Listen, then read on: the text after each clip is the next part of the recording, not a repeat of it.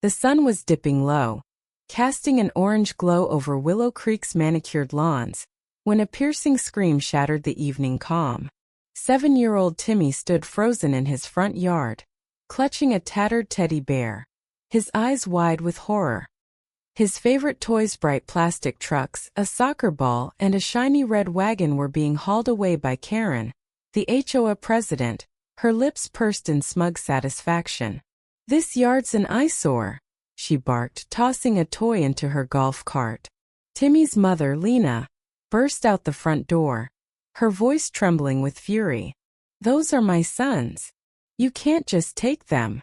Karen smirked, waving a clipboard. "HOA rules. Unapproved items must go." The neighborhood watched, curtains twitching as Timmy's sobs echoed.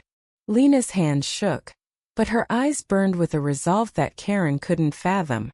This wasn't just about toys, it was theft. Lena didn't waste time. She stormed to the community center that night, her phone already recording. Karen sat at the HOA meeting, preaching about standards while neighbors nodded meekly. Lena stood, her voice steady but sharp. "Karen, you took my son's toys without permission. That's stealing." Gasps rippled through the room. Karen scoffed, her face reddening. "I'm enforcing rules. You can't prove anything." But Lena was ready. She played the video. Karen, caught on their doorbell camera, snatching toys while Timmy cried in the background. The room fell silent. Then, an unexpected voice broke through. Mr. Jenkins, the quiet retiree who never spoke at meetings.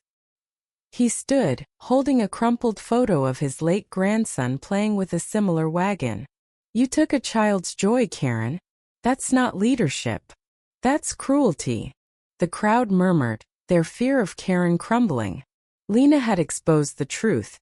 Karen's power was built on intimidation, not authority.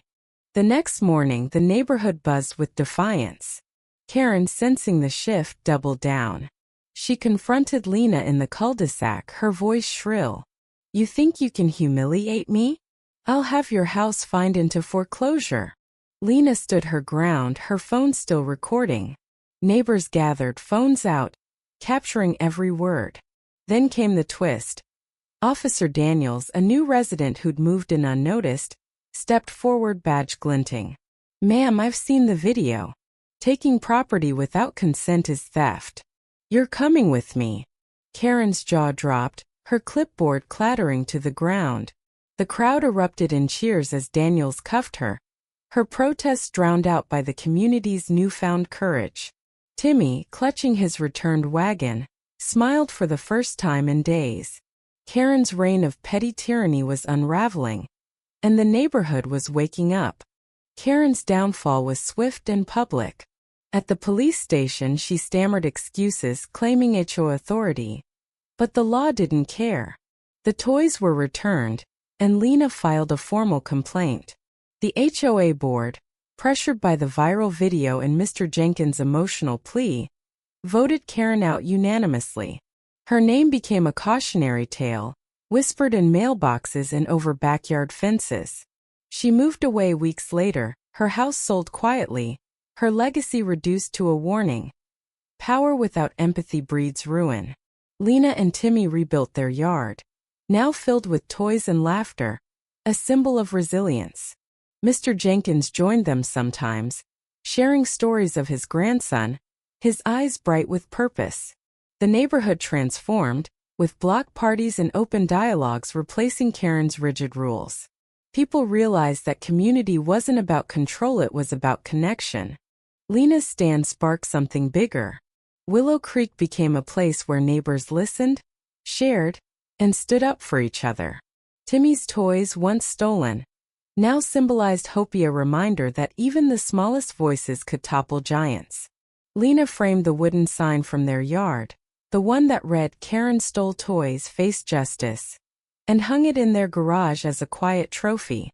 The neighborhood learned to question authority, to protect what mattered, and to fight for fairness. One person's courage had rewritten their story. So what do you think? Was Lena right to confront Karen publicly, or should she have handled it privately? Share your thoughts. There's no right or wrong, just the truth of what you believe.